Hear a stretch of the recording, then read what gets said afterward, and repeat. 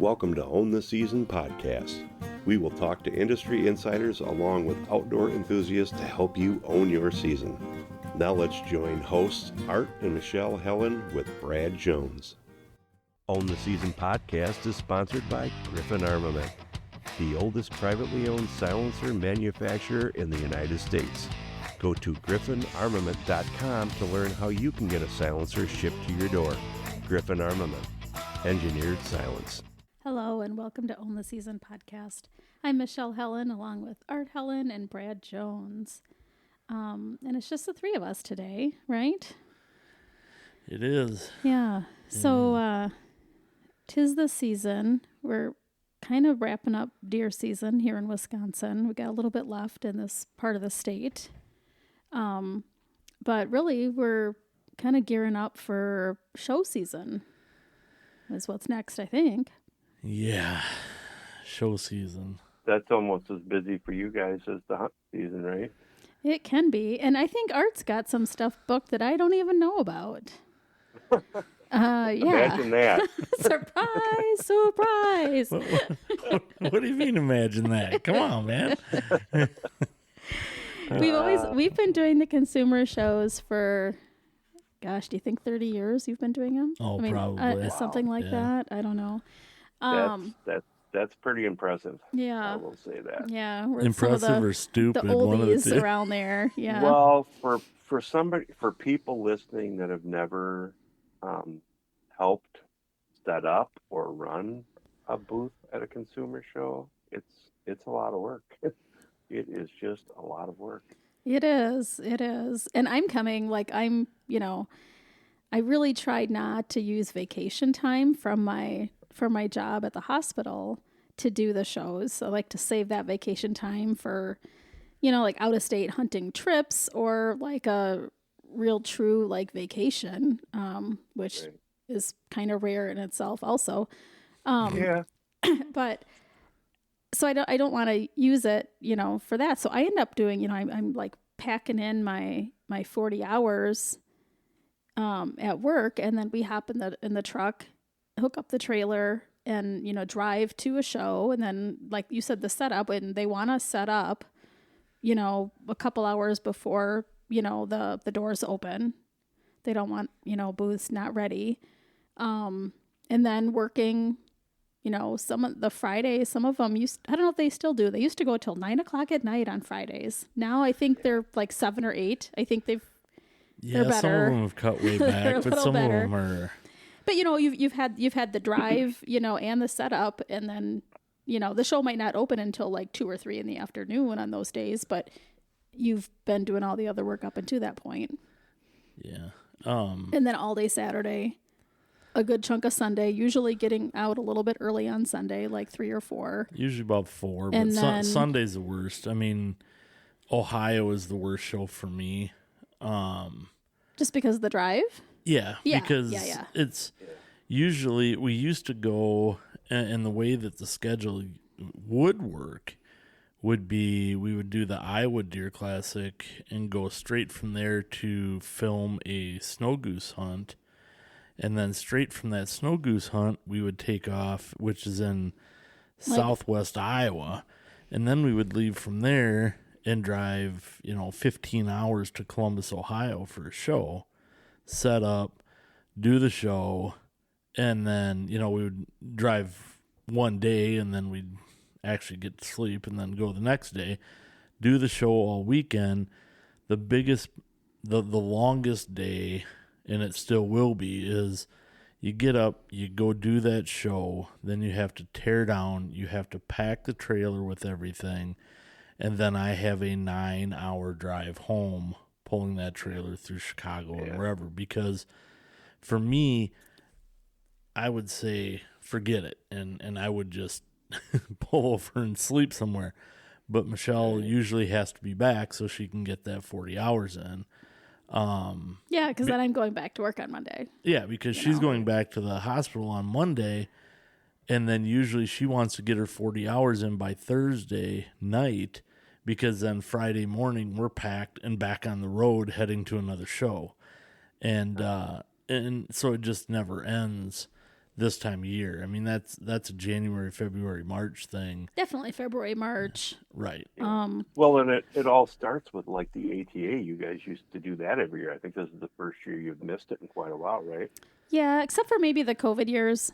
I kind of lost track. Yeah. We missed one or two. COVID was hard on the ATA show, and I think I also had some medical, like I had some pending surgeries and things, and just the COVID cases were kind of high, and the show was still going, one of those other years, but I just didn't want to risk being exposed and then having to cancel surgery.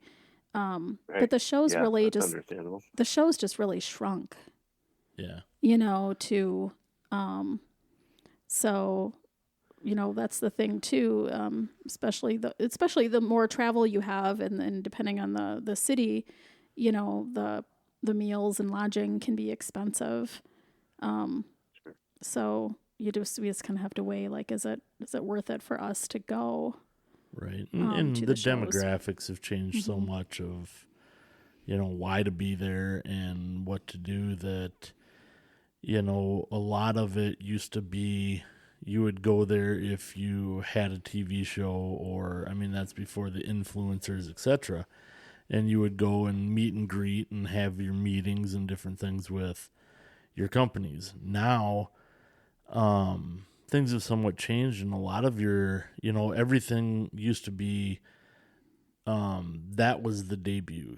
That was when everything would come out, was new products and things. And now they kind of sprinkle them because of, how things have changed with social media and different marketing avenues that they've changed. And so now they're coming out with mid-year products and early fall products, and they can do that, and you don't have that one big thing at the beginning of the year. So, I think that's changed it a lot too, where, you're not seeing as many people, that are in the industry working, going to the show, because we've already had our meetings. A lot of things are already done. Contracts,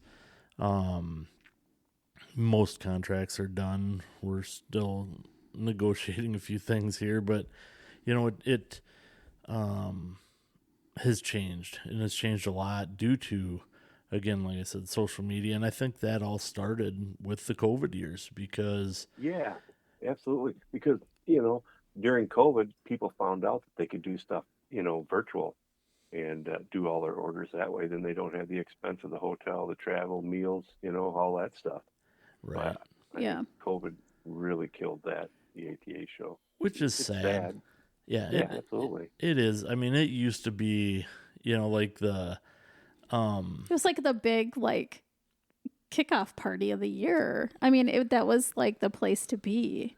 Yeah. And everybody, and I think too, like, people had started to do online orders and things before COVID. Like, there had been a little bit of a drop in attendance over the years, because then people weren't coming to the show, the dealers didn't have to come to the show to write their orders.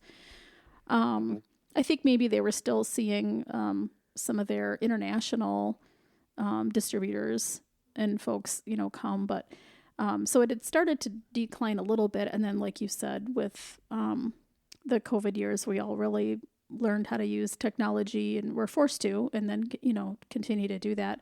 But, like, everybody was there, and, it really and truly, that's the purpose of the ATA show, was to showcase the new products. And it's a place for dealers and distributors to come and write their orders with the manufacturers. It's not a consumer show.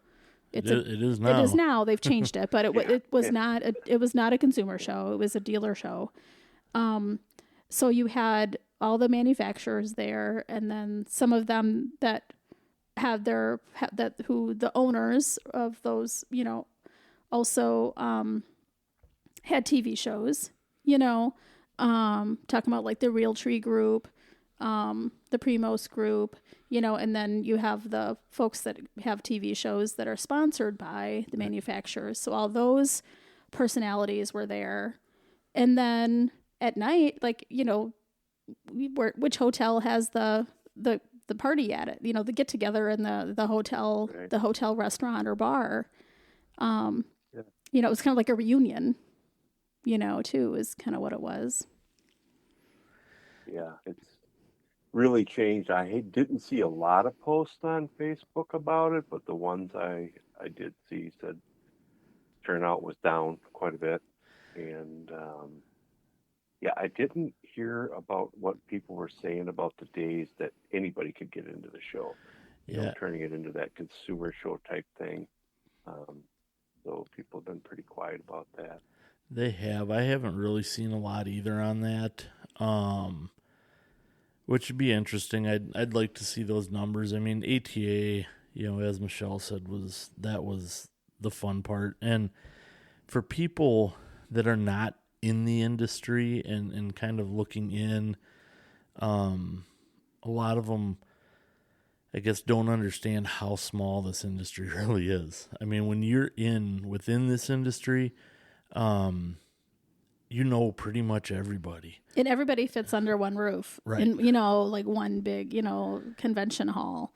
Now the show shrunk. There were many fewer booths, and those who are going are having smaller booths, compared to what they used to have, I think.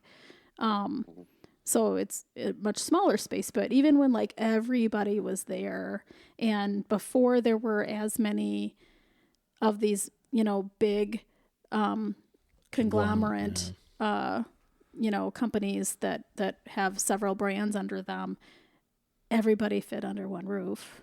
Yep. Yeah. And like I said, everybody knew everybody. Yeah. Yep. And right. Well, everybody who wanted to know.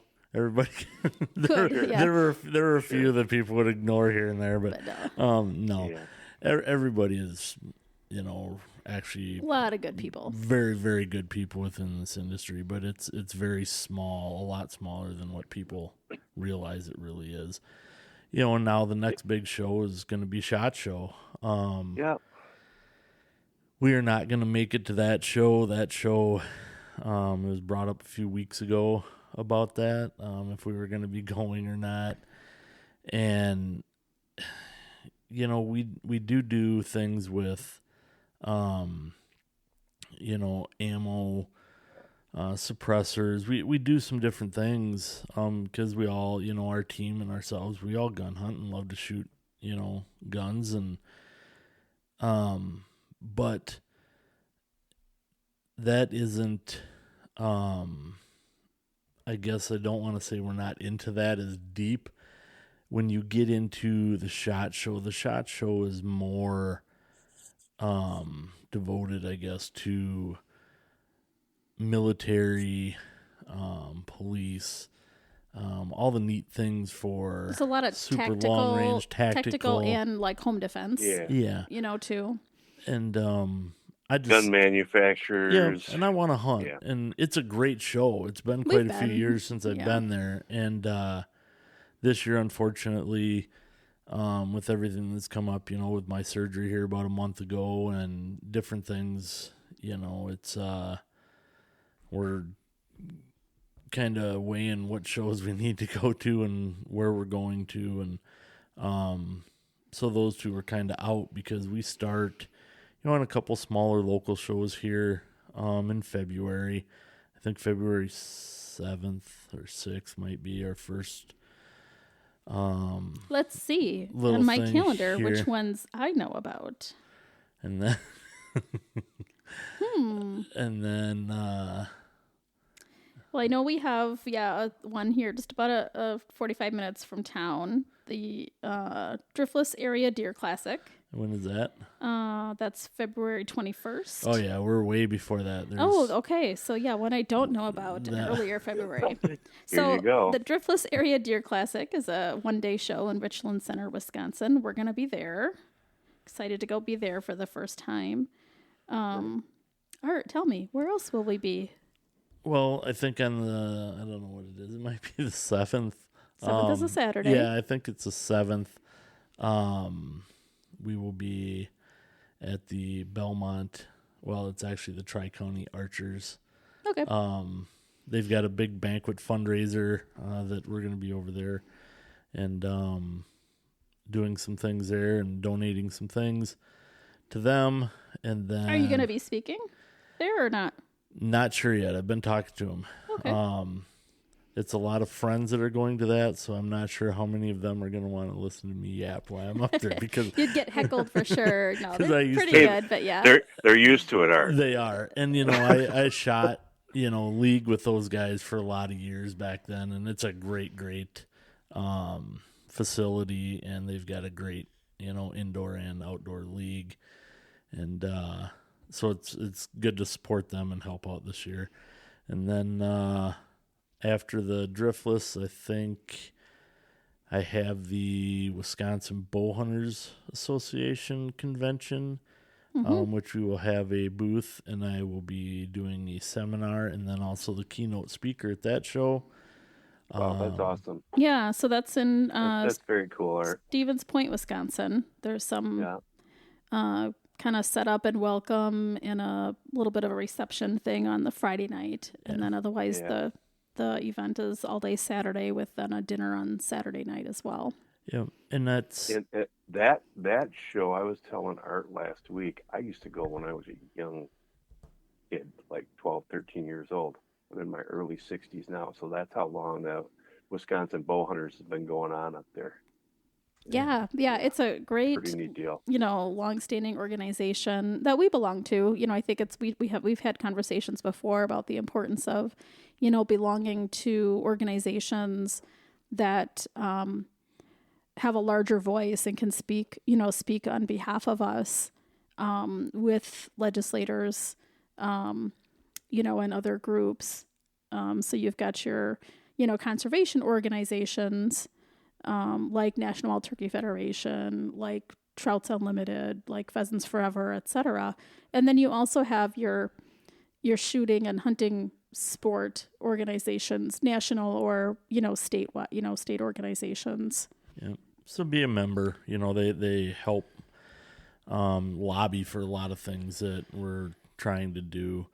So be part of that. And if you are part of that organization, come up to Stevens Point and, support the organization. Otherwise, you can join and show up too. And actually, here in a couple weeks, we will have here on the podcast the president of Wisconsin Bowhunters and kind of fill you in on different things that they do and support and, what they are. So kind of look for that too coming up. And then after that, I think we head down to film our snow goose hunt in the middle of a week. But then actually they changed the Ohio show. Yeah, it got moved this year. Yeah. They were asked to move, weren't they? Asked to change dates. Okay. They had something else going on. So this year We won't be there for your birthday? No. Well, I guess your birthday's kind of more midweek this week. But like historically, we've been in Ohio on or around your birthday every year. For a lot of years. Yep. Yeah. And when you get to my age, it's just another day. I've always said that. And, well, it's better than the alternative, though. Right. Well, everybody keeps saying that, but we could get to the other side and it could be full of big bucks and huge fish. Wow. And well, yeah, Wouldn't the that other be side's fantastic, but I'll wait. I still want to stay here. Yeah. Yeah, I got work to do here. Yeah, I'll wait for a little bit. So let's talk about those shows. We've been doing that show circuit for the longest. That's been a long-standing show. The Wisconsin show has been running, it's probably 50 years now. I don't even know, but it was started by our friend Glenn Helgeland, who lives here in Wisconsin in Mequon, and his company was Target Communications. And so he started what was called the Deer and Turkey Expos. Wisconsin is probably the oldest out of those, and it's also the largest. Ohio's been a close second for size, and maybe for how long that one's been going too. We used to do that show. That show used to be in Illinois, and there was also Michigan. Like those were the four. And then over the years, they tried Minnesota. They tried a Tennessee, tried a Florida. And then a handful of years ago, that show was sold to Bonnier, maybe even somebody else in between. But now it's like Banye, and it's the Open Season Sportsman's Expo. It also was called Outdoor Life something. Yeah. There was something kind of in between. Yeah. So now those are Open Season Sportsman's Expos. And they've largely remained the same. I mean, I think it's a great opportunity. What you've got there are a lot of dealers and small mom and pop, dealer manufacturers, small manufacturers that make their own calls, for example, own products, other products, a few manufacturers, and it's also, there's some usually activities for kids or families. There's usually some things for kids to do. And it's also an opportunity to hear seminar speakers, and all of that is with your ticket to get in, so you don't have to pay extra to go to the seminars. So once you're in, and you can, take advantage of everything that's there. And door prizes too. Yep. And again, Brandon Sensky, who runs that show, will be on the podcast here in a few weeks. Actually, we're probably going to try to wait and get him, a little bit closer to the shows before we get him on here, and let him finalize the seminar schedules and, some of the other things that are there. And he'll be on the podcast here talking about, what can be seen at those shows, who will be speaking, what they'll be speaking about. Probably the little water skiing squirrel. He'll probably talk about that. I'm sure that'll be back at the show this year. Mm-hmm. I don't think I've seen him yet. Yeah, is it Ziggy? Yes. And unfortunately, do you compete with Ziggy on your seminars? I do, and we get our butt kicked when Ziggy's there. You know what? We could talk about, the coolest thing in the world, but for some reason, when Ziggy the squirrel, you're done. But this year, unfortunately, and I got to say this, it's going to be a little rougher with our good friend Byron Ferguson, who passed away here on 25. Man, he was part of that show with us. We traveled. It was always great to catch up with him and Wanda. And she Wanda hasn't been coming as in recent years because I think she's staying home with grandkids. Yep. But it's certainly not going to be the same. He's been a long-standing part of that show. And the other person you didn't want to go up against for your seminar topic. No, I always hated that. They always put Byron in the biggest room because he needed it. I always told people, if they had never been to the show, like, you have to see Byron at least once. You have to see his show at least once. Some people go every year, but I always made sure I sent them, to see Byron. And he was Byron shoot the aspirin out of the air, right? Yeah. and not only that, but he was just an all-around genuine good person. Yeah. I mean, he would. Absolutely. And fortunately, because we did the shows for so many years with him, we knew him very well. So we got to spend a lot of time with Byron, before and after the shows, and different places, different states, and learn a lot of things. And so God rest his soul, because he was one of the good ones, and he'll be missed this year at that show. Mm-hmm. But now they're going to try to ruin the rest of our seminars with Ziggy. And Byron didn't really ruin ours. He was really cool to watch. I have not seen Ziggy the water scene. I think the kids probably like Ziggy. Right. Let's face it. The young kids don't want to come listen to Art speak. Yeah. Oh man. That's the thing, is that they're really, these shows are for everyone. And that's why they changed it to kind of open season. I mean, it's kind of like the name of our show, being Own the Season, is that there's, seasons for everything, and there's always something going on, and they're trying to definitely make sure that there's something there for families. And there's usually different special rates on different days of the shows. There's often a day where scouts get in at a reduced rate or free. I think there's also something for people who are new hunter safety graduates.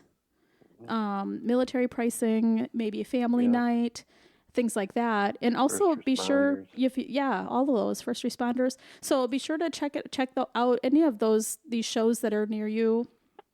And check online. Sometimes it's $2, $1 or $2 cheaper to buy your tickets in advance, and you could buy them the same day you plan to go, but just do it on the computer, save yourself $1 or $2 on each ticket. Now with it being in the Dells, make a family weekend out of it. For the Wisconsin show, to the water park, and you could really make a weekend out of it, can't you? Absolutely. Yeah. So we've been doing that show circuit for a while. There's also the Iowa and Illinois Deer Classics are now run by the same man. Yep. Those are great shows also. John hasn't had the Illinois show too long now, 2 or 3 years-ish, something like that. But boy, his Iowa show is a fantastic show. Yeah. So if I'm sure he's kind of following the same recipe that's made that show a success and applied it to Illinois. It might take a while to get it up there because the Illinois show had been struggling, when it was, I don't know if they had it as an open season show. Illinois, that show had struggled for a while, largely because they lost the venue. Right. Whenever you move a show to a new venue, that's kind of a risk that can happen. So if you lose a venue and if you start bouncing it around, and there's not consistency, that can be really hard. So I think with John in there running that show now, that's also a great show, Illinois and Iowa. Yeah, and this year, unfortunately, I won't be at either one because I had prior to, the one, which would be the Wisconsin Bow Hunters is over the same weekend as his Iowa show, and then Ohio will be over the same weekend as the Illinois show. Because they moved Ohio. Yes, because they moved Ohio. Darn. Otherwise, it would have been Ohio, Illinois, and Wisconsin. It would have been 3 back-to-back. Yeah. But so that's unfortunate. But they're great shows. Again, look those up. And we will have a booth down at the Richland Center one. We will have, and that's a small one-day show. So if you're local and want to go down and check some things out, we'll have some new products on display from some of our partners. And then, I'll have a thing there because I also sell blinds, hard-sided blinds, 360s, and I'm also looking at becoming a dealer for a couple others. It might be a surprise when, you show up down there. And then, Ohio and Wisconsin, then the Wisconsin Bow Hunters. Look us up. Stop in, see us, and talk to us at our booth. Like I said, we will have products there from, our partners, and we'll be there talking about our TV show, talking the podcast, and just us, come over and say hi. Let us know that you're seeing us, listening to us, things like that. And if you guys want to see my seminars, because I will be speaking at most of these, I'm thinking about maybe, if I'm doing turkey seminars this year, is having Michelle wear a turkey outfit and walk around during those. No. And then maybe we'll leave that to Dan Small. No, and then maybe we'll have like a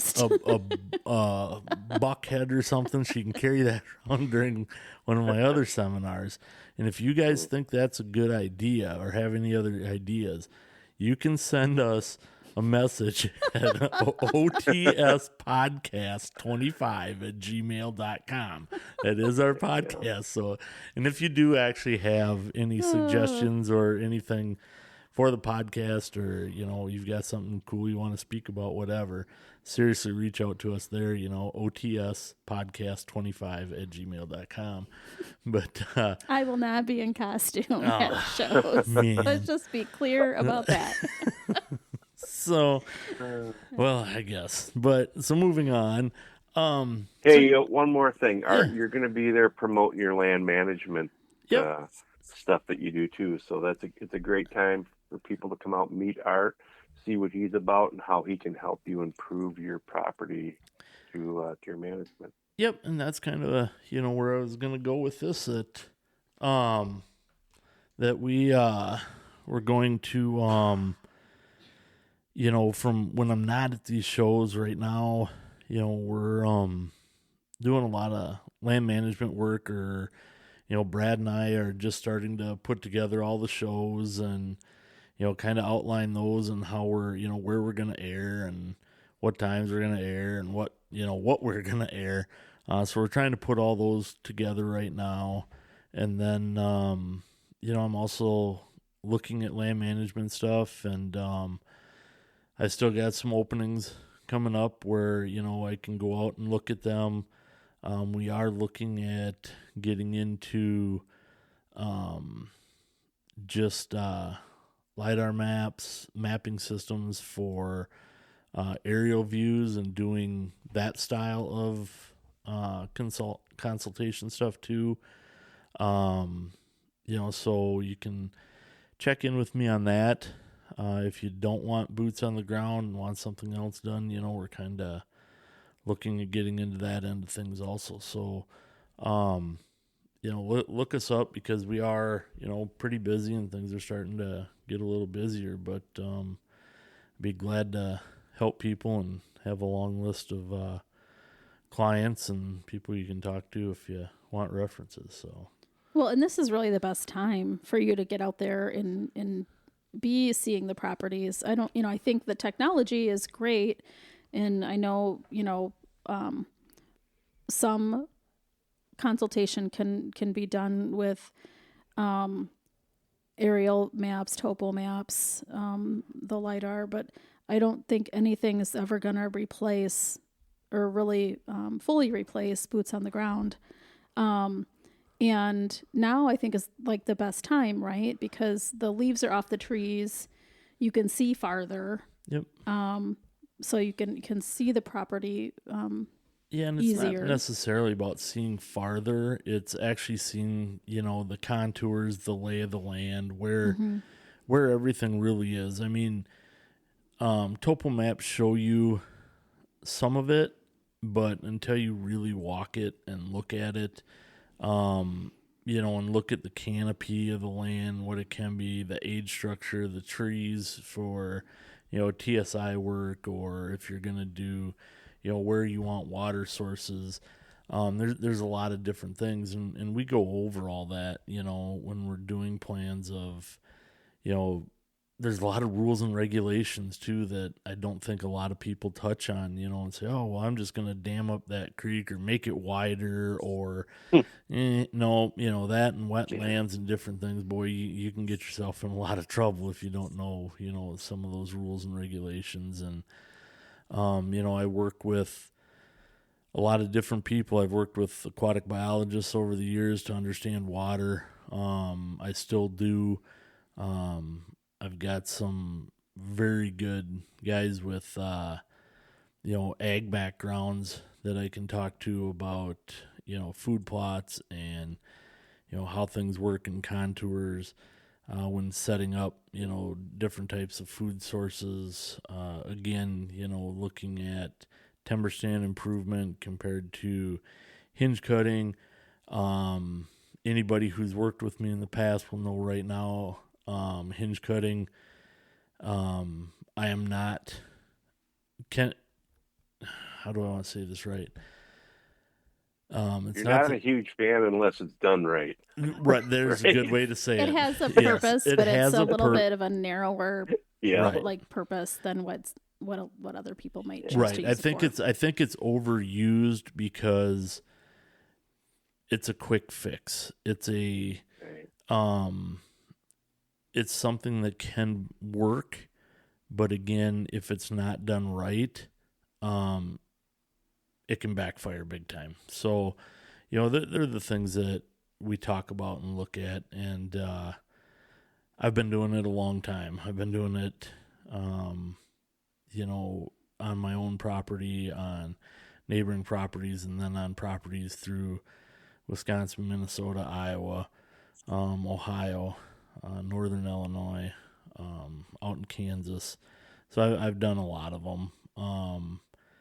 It's something that, you know, has been, we do push it a little bit, but a lot more word of mouth, because we are so busy with all the consumer shows and things. So it's a limited amount of people. And so I try to get them on the list and get them going.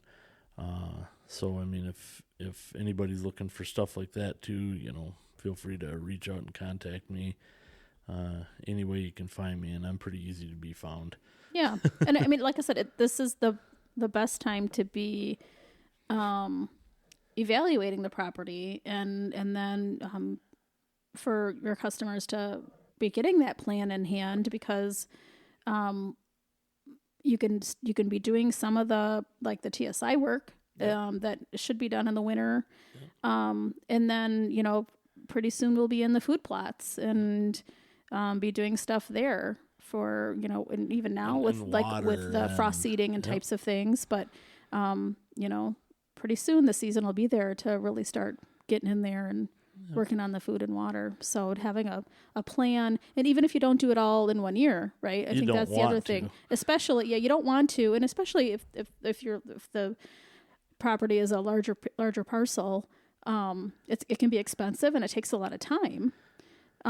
So the gradual approach of doing it over a few years works well for a lot of reasons. But at least if you have a plan, like the end result in mind, right, then all the things, the small things that you're doing are all part of that plan and getting you in that right direction. Yeah, because like you said, I mean, everything takes time. You can't grow a 6-year-old buck in 1 year. It's impossible. Mm-hmm. Right? What do you mean? Yeah, I don't think the What do you mean? I don't think the math's not mathing on that. You're right. So yeah, everything takes a little bit of time. So it's good to get a head start on it. And, and it's not just truly about, deer and turkeys. If you're doing, I used to look at, when I was looking at land management work, I was so focused on deer, because I like deer and I like big deer, that I really didn't look at, the entire big picture of the ecosystem and everything needs to survive, and the carrying capacity of all types of animals. And since that has started, it's really changed my views and a lot of things on how you go about different pieces or different areas within that property, and how to structurally help those or change those parts of that property to help with everything.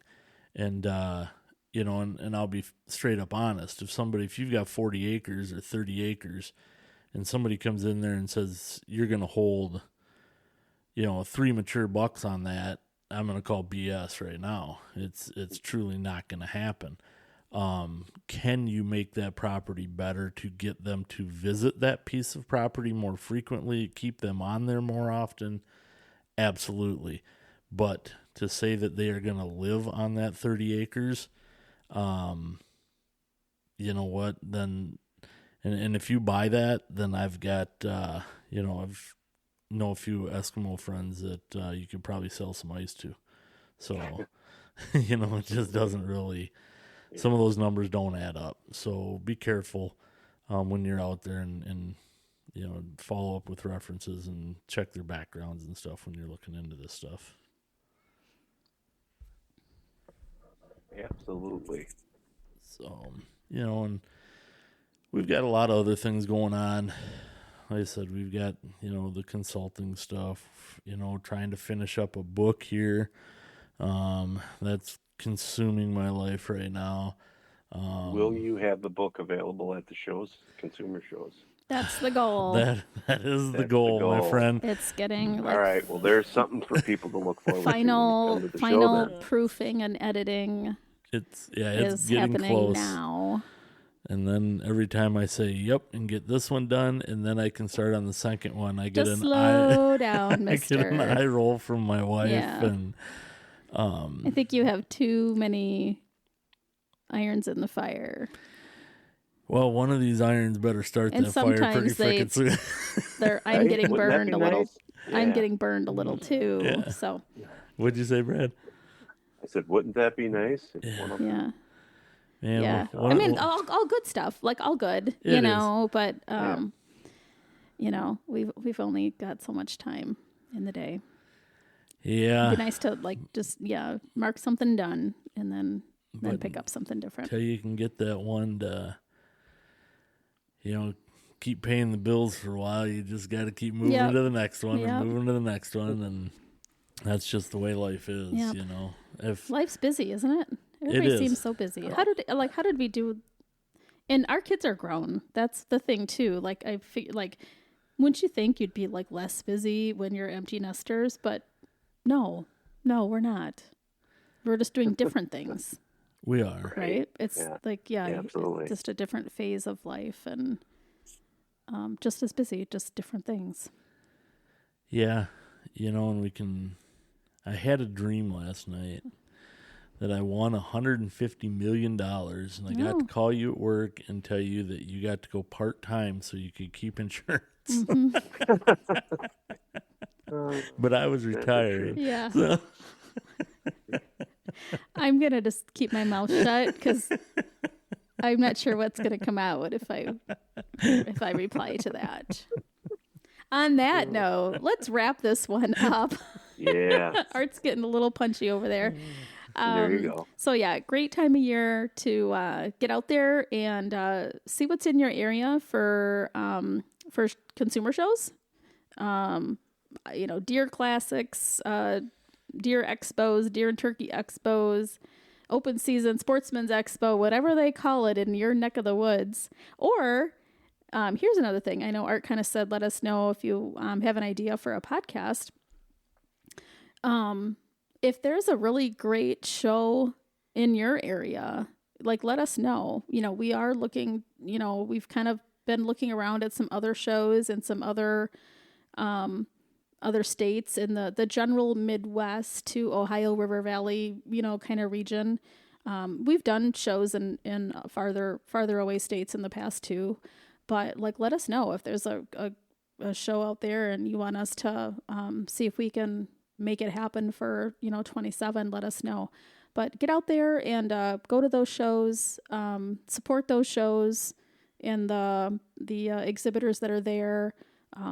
There's lots of things to see and learn and do there.